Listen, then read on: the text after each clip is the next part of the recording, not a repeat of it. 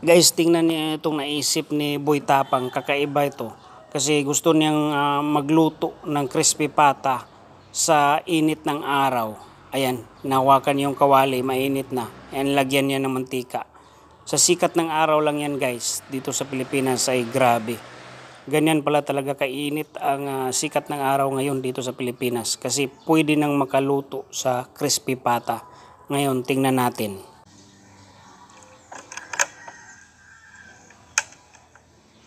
Guys, oh, tingnan nyo, kumukulo yung mantika, oh. Oh, legit yung init, oh. So ngayon, ilalagay na natin yung hita ng baboy ang ating crispy pata at tignan natin kung mainit na ba yung kawali natin. Ayan, oh. Oh, look. Legit na, oh. Grabe, ang init, oh. Grabe, ganun pala taga kainit ang sikat ng araw dito sa Pilipinas guys. Grabe, legit yung init ng araw. Ayun, oh, bumubula yung mantika, oh. Grabe.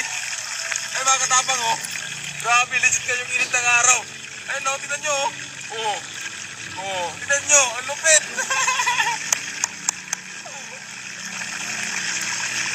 Grabe, oh. Oh. Oh. Ayan, oh. Oh. Pipiki yan. Grabe, ang init. Oh. Oh. Ayan, oh, ating crispy pata. Legit yan guys. Legit yan, walang apoy yan. Walang apoy sa ilalim yan. Tingnan nyo yan. Oh, walang apoy. Talagang pure lang talaga yan, sikat ng araw. Grabe yan. Ay, after 1 hour, ganyan ang nangyari. After 1 hour yan. Ayun, oh, naluto talaga. After 1 hour. Ay, grabe.